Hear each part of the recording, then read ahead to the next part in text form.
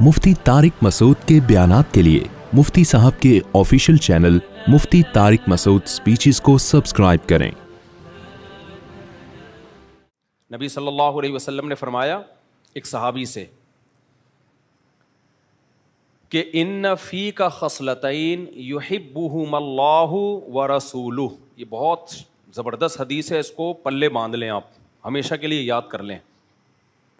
देखो, नबी सल्लल्लाहु अलैहि वसल्लम ने किसी की मुंह पे तारीफ़ करने से मना फरमाया है, क्योंकि जब आप किसी की मुंह पे तारीफ़ करते हैं वो चौड़ा हो जाता है, उसके अंदर ख़ुद पसंदी पैदा होती है, तकब्बुर पैदा होता है। थोड़े दिनों में वो दूसरों को हकीर समझना शुरू कर देता है और वो ये समझता है कि मुझ जैसा दुनिया में कोई नहीं है। अक्सर मुंह पे तारीफ़ लोगों को नुकसान पहुंचाती है। देखा होगा ना आपने, बाज़ पीर ऐसे होते हैं, मुरीद हर वक्त पाँव दबाते रहते हैं, हज़रत जी आप तो ऐसे हैं, हज़रत जी आप तो। थोड़े दिनों में हज़रत जी अपनी औकात भूल जाते हैं। एक जानने वाले थे, अब वो नमाज भी नहीं पढ़ रहे हैं, वो इतने शरीयत के यानी वाज़े हकाम को तोड़ते थे। वो पीर साहब और अहले हक़ के सिलसिले में से थे। ये नहीं कि कोई बिदती या कोई गुमराह लोग हों, अहले हक़ के सिलसिले में से थे, बड़े आलिम थे और फ़र्ज़ नमाज नहीं पढ़ रहे भाई, सो रहे हैं तो सोते ही चले जा रहे हैं। हमें बड़ा एहसास हुआ कि यार अच्छे भले आदमी हैं, जमात से नमाज में गायब होते हैं, बिला वजह नमाज़ें ज़ाया कर रहे होते हैं, मुरीदों का ज़बरदस्त हल्का उनका। तो मैंने एक दिन किसी से पूछा, मैंने कहा यार ये अच्छा भले आदमी हैं, इनको हो क्या गया है? अच्छा, उनकी गलती की इस्लाह के लिए अगर कोई शख्स उनको जाके बताए कि हज़रत आप ये जो कर रहे हैं काइंडली ये ना करें, कोई बात उन्होंने जैसे कह दी बयान में, तो एकदम गुस्से में क्या हो जाएं, रगें फूल जाएं उनकी ना दिमाग की। अब लोग उनसे बात करते हुए भी डरे कि यार इनको कोई जैसे बयान में कोई गलत बात कर दी ना, तो कोई उनको समझा दे कि हज़रत ये बड़े एहतराम से। नहीं, एकदम वो क्या हो जाती है, उनकी गुस्से से दिमाग ख़राब होना शुरू हो जाए। तो मैं भी परेशान था, यार इनको हो क्या गया है। पुरानी बात है, अब उन किसी के समझ में नहीं आएगा कि किसकी बात कर रहा हूँ, बहुत पुराना किस्सा है, 10-15 साल हो गए इस वाक़े को। तो एक दिन क्या हुआ, उन्हीं के एक जानने वाले ने कहा कि असल में ये पीर साहब का, बुज़ुर्ग का कसूर नहीं है, इनको अपने बारे में वहम हो गया है कि मैं बहुत नेक हूँ। नहीं आई मेरा ख्याल बात, इनको अपने बारे में क्या हो गया है, वहम हो गया है कि मैं बहुत नेक हूँ। लोगों ने पाँव इतने दबाए, तारीफ़ें इतनी की, हज़रत जी हज़रत जी हज़रत जी कर करके ना, इनको वहम हो गया है कि शायद मैं वाकई बहुत पहुँचा हुआ हूँ। अब जब आपको अपने बारे में ये अकीदा बन जाए कि मैं बहुत पहुंचा हुआ हूं, फिर कोई आपकी बुराई करेगा तो गुस्सा आना बिल्कुल बजाबंद। नॉलेज ही नहीं है तो जाहिर है फिर गुस्सा आएगा ना आपको। तो इसका हल ये नहीं है कि इनको गुस्सा कम करने के बयानात सुनाए जाएं, बैठ जाओ भाई। तो इसका हल ये नहीं है कि इनको ये बताया जाए कि गुस्सा इस्लाम में हराम है। इनका फॉल्ट ये नहीं है कि इनको गुस्सा जल्दी आता है, ना ना ना ना। बाज़ लोगों में बीमारी होती है, गुस्से के मरीज़ होते हैं, या गुस्सा उनको जल्दी आता है, वो एक उसका इलाज अलग है। इनका टेक्निकल फॉल्ट ये है कि ये अपने बारे में समझ बैठे हैं कि मैं क्या हूं, मैं बहुत। तो हम में से बहुत से लोग ये अपने बारे में समझने लगते हैं। तो उसका हल ये है कि जिस वजह से ये समझ रहे हैं ना कि मैं नेक हूं, जिस दलील से ये समझ रहे हैं कि मैं बहुत नेक हूं, तो ये साबित कर दिया जाए कि ये दलील है नहीं। देखो, कहीं आपका मुनाजरा हो रहा हो, बहस हो रही हो, अगला हदीस पेश कर रहा है कि ये दलील है, देखो इससे ये मसला साबित होता है, तो आप हदीस का इनकार तो नहीं करोगे ना। हदीस तो दलील है, लेकिन आप ये साबित कर दो कि भाई ये ज़ईफ़ हदीस है, ये हदीस क्या है, ज़ईफ़ है, तो उसका इस्तिदलाल क्या हो जाएगा, खुद ब खुद कमज़ोर। किसी ने दलील में गवाह को पेश किया दावे को साबित करने के लिए, तो आप क्या करोगे, ये साबित कर दोगे भाई ये गवाह झूठे हैं, इनके बारे में पब्लिक की रिपोर्टें सही नहीं है। तो अब उसकी दलील क्या हो जाएगी, जब दलील कलअदम हो जाएगी तो दावा खुद ब खुद कलअदम हो जाएगा। तो बाज़ दफ़ा इंसान को, मैं ये इसलिए बता रहा हूँ कि हम और आप भी इसमें मुब्तला हो सकते हैं, किसी की गीबत मकसद नहीं है, आपको वैसे भी क्या पता किसकी बात हो रही है, हम और आप में भी इस मरज़ में आ सकते हैं। लोग तारीफ़ करते हैं, दलील हमें अपने बारे में, हम वो जो बुजुर्ग समझ रहे थे ना अपने आप को मैं बहुत नेक हूँ, वो किस दलील की बेस पे समझ रहे थे کہ میرے اتنے سارے مریدین ہیں, سب مجھ سے دم کرواتے ہیں, سب مجھے دعاؤں کا کہتے ہیں, سب میری جوتے اٹھا کے بغل میں رکھ کے گھوم رہے ہوتے ہیں, مجھے ننگے پاؤں کوئی نہیں جانے دیتا, اپنی چپلیں میرے آگے کر دیتے ہیں, اور مجھے فلاں بزرگ سے خلافت بھی ملی ہوئی ہے, فلاں بزرگ نے مجھ پہ اعتماد بھی کیا ہوا ہے, اور مجھے فلاں دن خواب آیا تھا, اس میں نبی صلی اللہ علیہ وسلم نے بڑی خوشخبری دی تھی, تھپکی دی تھی مجھے, اور ایک دن میں سویا تو مجھے خوشبو آنا شروع ہو گئی اچانک کمرے میں. اس قسم کے واقعات ہوتے ہیں لوگوں کے ساتھ. تو ایک دن میں نے دیکھا ایک بزرگ آئے ہوئے ہیں سفید لباس میں, وہ مسکرا رہے ہیں مجھے دیکھ کے. تو ان واقعات سے انسان کو اپنے بارے میں وہم ہونے لگتا ہے کہ یار واقعی میں کیا ہوں, بزرگ ہوں. تو ایسے آدمی کا, اور پھر اس میں کوئی عیب نکالے گا کہ حضرت کبھی جماعت سے بھی نماز پڑھ لیا کریں, ٹھیک ہے نا, حضرت آپ اتنے دن یا کہیں سفر میں ہوں, کہیں گئے ہوئے ہوں, تو سمجھ میں آتا ہے. آپ جو ہے, یا اگر کوئی عذر ہے تو بتا دیں, عذر کسی کے ساتھ بھی ہو سکتا ہے, بھائی میں اس لیے جماعت سے نماز نہیں پڑھتا, مجھے بیماری ہے فلاں کچھ بھی ہے. تو ایک دم آپ کو غصہ کیوں آ جاتا ہے؟ تو غصہ آنا اس کی علامت ہے وہ جو بندے کی میں پوری نا ڈیٹیل بتا رہا ہوں, جس نے کہا تھا نا اصل میں ان کو وہم ہو گیا کہ یہ کیا ہے, یہ نیک ہیں. تو یہ ہم میں سے کسی کو بھی وہم ہو سکتا ہے, خوب سمجھ لو, بڑا خطرناک بیماری یہی ہے. تو انہیں اس نے کہا کہ حضرت یہ غصہ ان کا اصل میں غصے کے مریض نہیں ہیں, یہ ان کو اپنے بارے میں وہم ہو گیا ہے کہ یہ کیا ہے, بہت نیک. تو جس دلیل کی بیس پہ یہ سمجھ رہے ہیں نا کہ میں نیک ہوں, اس دلیل کا رد کر دو. ان کو کوئی جا کے یہ بتا دے کہ لوگ جو آپ کے جوتے اٹھا رہے ہیں تو یہ اس کی دلیل نہیں ہے کہ آپ کیا ہیں, نیک ہیں. لوگ شف سرکار کے جتنے جوتے اٹھاتے ہیں نا, اتنے جوتے دنیا میں کسی کے نہیں اٹھائے گئے ہیں. لوگ آپ کو صبح شام ہدیہ دے رہے ہیں لا لا کے. اگر ہدیے کی بیس پہ کسی کو نیک سمجھنا ہے کہ اتنے لوگ لا کے ہدیے دے رہے ہیں, تو ایسی سرکاریں مارکیٹ میں موجود ہیں, ایسے جاہل پیر جو ایک وقت کی بھی نماز نہیں پڑھتے, جن کو ہدیے کروڑوں اربوں کی شکل میں ملتے ہیں, دمبے ملتے ہیں, بکرے ملتے ہیں, اور پتہ نہیں کیا کیا. اگر آپ یہ سمجھ رہے ہیں کہ میں, لوگ مجھ سے جناب میرے سامنے ایسے جھک کے بیٹھتے ہیں, میرے ہاتھ پاؤں چومتے ہیں, تو پنڈتوں کے ہاتھ پاؤں بھی چومے جاتے ہیں. کتنے پنڈت ایسے ہیں جن کے لوگ آتے ہیں تو ہاتھ چومتے ہیں, ان کے سجدے کرتے ہیں. تو وہ دلیل کو انہوں نے کہا کہ بھئی آپ کمزور قرار دے دیں, تاکہ یہ جو اپنے بارے میں ان کو وہم ہو گیا ہے کہ میں نیک ہوں, یہ وہم کیا ہو جائے, ختم. جب وہم ختم ہو جائے گا, پھر اگر کوئی آ کے غلطی بتائے گا کہ آپ کی یہ غلطی ہے, تو اگلا سوچنے پر مجبور ہوگا کہ بھائی جب میں نے یہ دعویٰ ہی نہیں کیا کہ میں نیک ہوں, اور میں نے دعویٰ ہی نہیں کیا کہ میں ہر چیز میں صحیح ہوں, تو بھائی جب میں کسی بھی چیز میں غلط ہو سکتا ہوں تو پھر میں سنوں تو صحیح نا. دیکھو اور آسان مثال سے بات سمجھاتا ہوں. ہمارے ایک جاننے والے, ان کے پیٹ کا کوئی مسئلہ تھا یا کیا مسئلہ تھا, ڈاکٹر کے پاس گئے. تو وہ ہوتا ہے نا, وہ جو مشین میں نہیں ڈالتے, ڈیزن کر کے ایک بڑی سی مشین میں ڈالتے ہیں یار, MRI, وہ جیسے لگتا ہے قبر میں جا رہا ہے بندہ. ہاں, سٹی اسکینس. ان کا سٹی اسکین ہوا.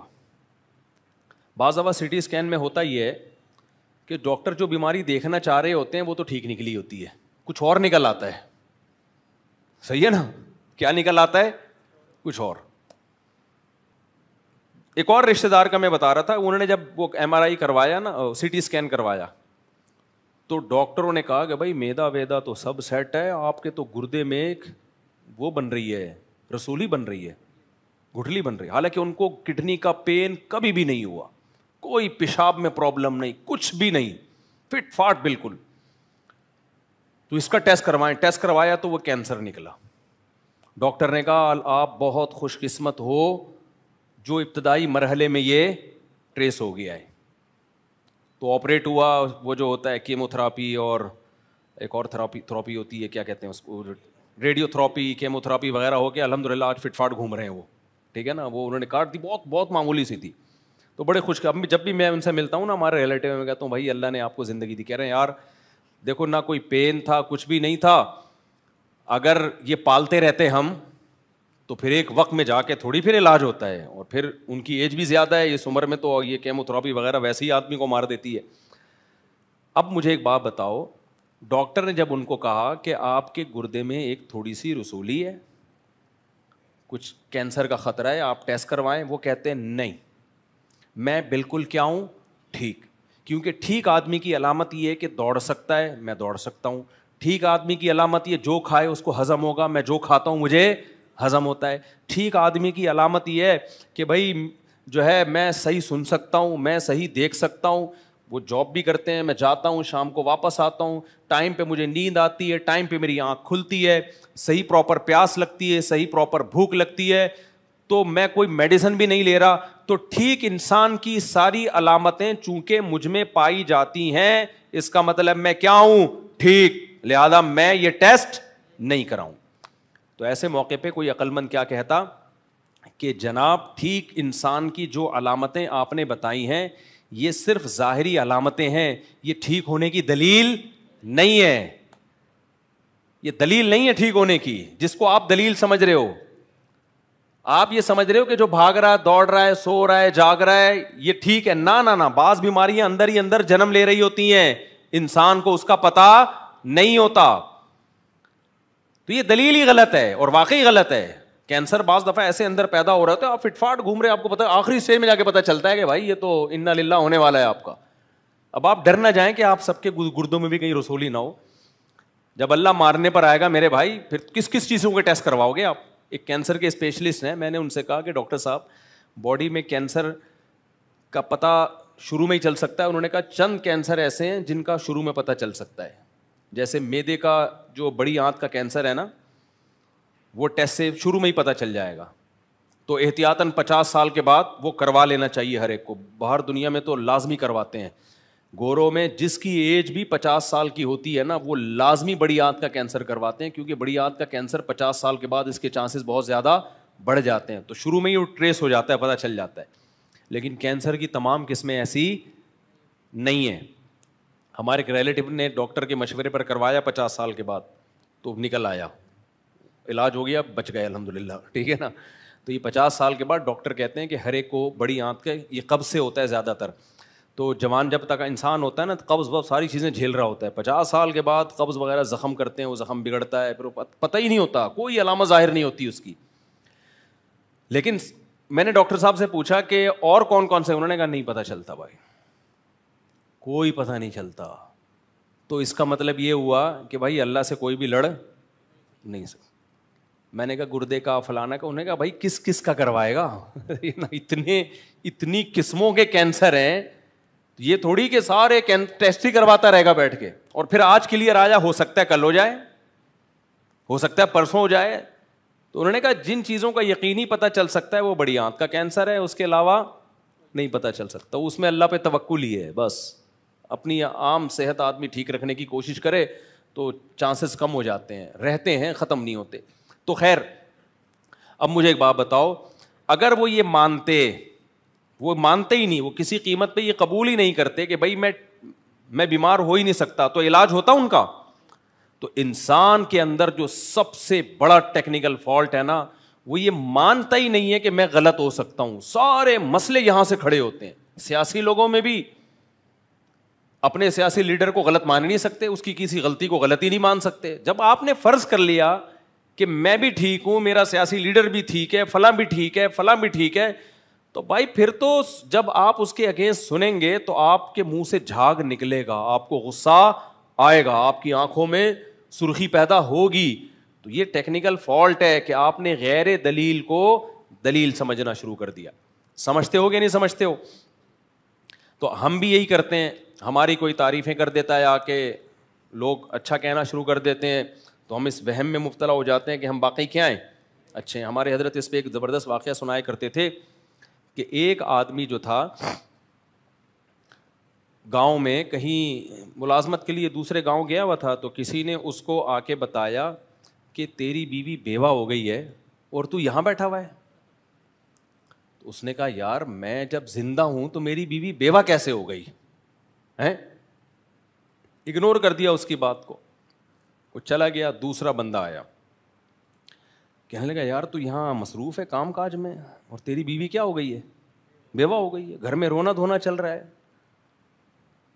پہلے کو تو بہت سختی سے اس نے منع کیا تھا نا کہ تو پاگل ہے, مجھے بیوقوف سمجھا. پہ دوسرے کو تھوڑا نرم لہجے میں, یار بھائی میری بیوی بیوہ کیسے ہو سکتی ہے, میں کیا ہوں, میں زندہ ہوں. تیسرا بندہ آیا, ابے تو یہاں کام کاج میں مشغول ہے, تیری بیوی بیوہ ہو گئی ہے, اس نے رونا دھونا لگایا ہوا ہے, پورا محلہ گھر میں جمع ہوا ہے, تمبو لگا ہوا ہے. تو پھر جواب میں کہتا ہے اب تھوڑا لہجہ اور کیا ہو گیا, یہ ہے انسان پہ ماحول کا اثر ہے. جب باتیں سنتا ہے نا, یہ تو اپنے اگینسٹ سن رہا ہے, اگر اپنے فیور میں سنے گا تو دوسری دفعہ میں ہی متاثر ہو جاتا ہے. اپنے فیور میں سنے گا نا تو دوسری دفعہ میں متاثر ہو جاتا ہے. تو جب اس کو تیسری دفعہ کا, چوتھی دفعہ کا, آہستہ آہستہ نا نرمی آ رہی ہے.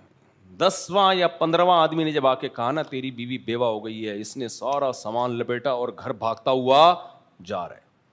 تو لوگوں نے کہا کیا ہو گیا, کہہ رہے ابے میری بیوی بیوہ ہو گئی ہے بھائی, میری بیوی کیا ہو گئی ہے, میری بیوی بیوہ ہو گئی ہے. اس کے آنسو پوچھنے میں نے, لوگ کہہ رہے ہیں کہ ابے تیرا پاگل ہے, تو زندہ ہے. کہہ رہا بھائی اتنے سارے لوگ بول رہے ہیں یار, میں بھی پہلے یہ سمجھ رہا تھا کہ بیوہ نہیں ہوئی ہے, لیکن اصل بات کیا ہے, بیوہ ہو گئی. اب دیکھو اس کے اگینسٹ, اس کے خلاف جب خبر ہے اس پہ انسان کو یقین آ جاتا ہے, تو انسان نیچرلی اپنی تعریف سننے کا بھوکا ہوتا ہے. جب انسان کو اس کی تعریف کی جائے نا تو 100% غلط تعریف بھی اس پہ اثر کرتی ہے, اور وہ ماننے لگتا ہے کہ یار کچھ نہ کچھ تو ہے. اب وہ یہ نہیں دیکھ رہے کہ میں نماز پڑھ نہیں رہا ہوں, میں یہ فالٹ ہے میرے اندر, جو ان کو خود پتہ ہے, پھر بھی اپنے آپ کو کیا سمجھ رہے ہیں, نیک, کیونکہ پبلک کیا کہہ رہی ہے, ان کو نیک کہہ رہی ہے. تو یہ پوری ڈیٹیل میں نے اس لیے بتائی آپ کے سامنے کہ انہی باتوں کی وجہ سے نا شریعت نے منع کیا ہے کہ کسی کے منہ پہ اس کی تعریف نہ کرو, کیونکہ بہت کم لوگوں میں حوصلہ ہوتا ہے اپنی تعریف سننے کا. بہت کم لوگ دنیا میں ایسے ہوتے ہیں کہ وہ اپنی تعریف سن کے بھی بگڑتے نہیں ہیں, کیونکہ ان کو اپنی خامیوں پہ نظر ہوتی ہے. اپنی تعریف سے ان کو صرف موٹیویشن ملتی ہے, لیکن خامیاں بھی ان کے سامنے ہوتی ہیں, ان کو پتہ ہوتا ہے وہ اپنی اوقات سے آگے نہیں جاتے. وہ بہت کم لوگ ہوتے ہیں. اس لیے نبی صلی اللہ علیہ وسلم نے حکم دیا کہ کسی کے منہ پہ اس کی تعریف نہ کی جائے, لیکن اس کے باوجود آپ صلی اللہ علیہ وسلم صحابی کے منہ پہ ان کی تعریف کر رہے ہیں کہ تمہارے اندر 2 خصلتیں ایسی ہیں جو اللہ اور اس کے رسول کو بہت زیادہ پسند ہیں. کیوں کر رہے ہیں بھائی, بعض چیزیں ایسی ہوتی ہیں کہ انسان تعریف کیے بغیر رہتا نہیں ہے, عام اصولوں سے ہٹ جاتا ہے. یار یہ تو خاندانی ہو گیا بھائی, اس میں سامنے والے کو موٹیویشن بھی چاہیے ہوتی ہے, اس کے بگڑنے کا اندیشہ نہیں ہوتا, بلکہ جب آپ اس کے منہ پہ اس کی تعریف کرتے ہیں اس کو حوصلہ ملتا ہے, کیونکہ لوگ ان تعریفوں پہ اس کو حوصلہ دلا نہیں رہے ہوتے, ان خوبیوں پہ اس کو موٹیویشن مل نہیں رہی ہوتی کہیں سے, بلکہ الٹا لوگ برائیاں کر رہے ہوتے ہیں. بعض خوبیاں ایسی ہوتی ہیں کہ بندے کو موٹیویشن کی ضرورت ہوتی ہے, کیوں, ساری دنیا اس کی مخالفت کر رہی ہوتی ہے. تو اب جو حمایتی لوگ ہیں وہ بھی تعریف نہیں کریں گے تو وہ تو بیچارہ ٹھٹر جائے گا نا, وہ تو پھر معاشرے سے لڑ نہیں سکے گا. بالکل ایسے ہی ہے جیسے میں نے جب دوسری شادی کی تحریک چلائی نا تو اتنی برائیاں اتنے جب میں نے کی تو اتنا ہر ایک حوصلہ شکنی, تو مجھے یاد ہے 100 آدمی حوصلہ شکنی کرتے تھے کہ تم نے کیا کیا ہے. ایسے موقع پر اگر ایک آ کے تھپکی دیتا تھا نا کہ ماشاء اللہ اچھا کام کیا, میرا دل چاہتا تھا اسے گلے لگا کے پھوٹ کے روؤں میں. سمجھ رہے ہو, اب وہ بھی تو تعریف کر رہے ہیں نا, بڑا خاندانی کام کیا, لیکن اس تعریف سے مجھے نقصان نہیں ہو رہا بلکہ کیا مل رہا ہے, حوصلہ, کیونکہ ساری دنیا کیا کر رہی ہے, مخالفت. تو بعض چیزیں ایسی ہوتی ہیں, بچوں میں بھی بعض کام ایسے ہوتے ہیں ان پہ حوصلہ افزائی کرنی چاہیے ان کی. تو نبی صلی اللہ علیہ وسلم ان صحابی کی حوصلہ افزائی کر رہے ہیں, اور ہمارا اور آپ کا کسی کے منہ پہ تعریف کرنا الگ ہے. پیغمبر سید الانبیاء کسی کے منہ پہ اس کی تعریف کریں, اس کا مطلب آپ نے مہر لگا دی ہے, اسٹیمپ لگا دی ہے بھائی, اب تو یعنی کوئی دوسری بات ہو ہی نہیں سکتی. تو ایسے موقع پہ تو بگڑنے کا بہت زیادہ اندیشہ ہے یا نہیں ہے بھائی. کوئی بزرگ میری تعریف کر دیں اور ایک عام آدمی میری تعریف کرے, تو عام آدمی کی تعریف کو میں ہلکا بیان کروں گا, بھائی فلاں نے میرے بارے میں کہا ہے مفتی صاحب زبردست, لیکن کوئی بڑا آدمی کر دے تو میں تو سارا دن, ابے وہ بھائی پتہ ہے انہوں نے میرے بارے میں یہ رپورٹ پیش کی ہے, انہوں نے کہا ہے, ویسے میں ہوں, پھر توازن بھی کر رہا ہوتا ہے انسان نا, میں ہوں تو حقیر فقیر, لیکن وہ کہہ رہے تھے کہ بہت نیک ہے. یہ بھی ایک تعریف کا ایک طریقہ ہوتا ہے کہ میں تو خاکسار میں تو کچھ بھی نہیں, لیکن اتفاق سے بس حضرت جی نے فرما دیا کہ بہت نیک ہے. مقصد یہی ہوتا ہے کہ میں بہت نیک ہوں, آپ کسی غلط فہمی میں نہ رہیں میرے بارے میں. تو نبی صلی اللہ علیہ وسلم نے ان کے سامنے ان کی تعریف کی اور کیا فرمایا, اور الفاظ نبوت کیسے زبردست بلاغت والے. ان فیک خصلتین, تمہارے اندر 2 خصلتیں, 2 عادتیں ہیں. ان یقینی, ان یہ تاکید کے لیے آتا ہے. دیکھو تعریف کے بھی بڑے طریقے ہوتے ہیں. کسی کے اندر 2 اچھی صفات ہیں, بہادر ہے, سخی ہے, آپ جا کے بولو گے یار تم بہادر بھی ہو, سخی ہو, ویل ڈن, یہ بھی ایک طریقہ ہوتا ہے نا, بہت اچھے. لیکن نبی صلی اللہ علیہ وسلم نے ان کی تعریف کو بھی انتہا تک پہنچایا. فرمایا تمہارے اندر 2 ایسی خصلتیں ہیں, یحبہم اللہ ورسولہ, جو اللہ کو بھی بہت پسند ہیں اور اللہ کے رسول کو بھی بہت پسند ہے, یعنی مجھے بھی بہت پسند ہے وہ. تو اس کا مطلب واقعی وہ بہت ہی اچھی چیزیں ہیں, بہت زیادہ اچھی چیزیں ہیں.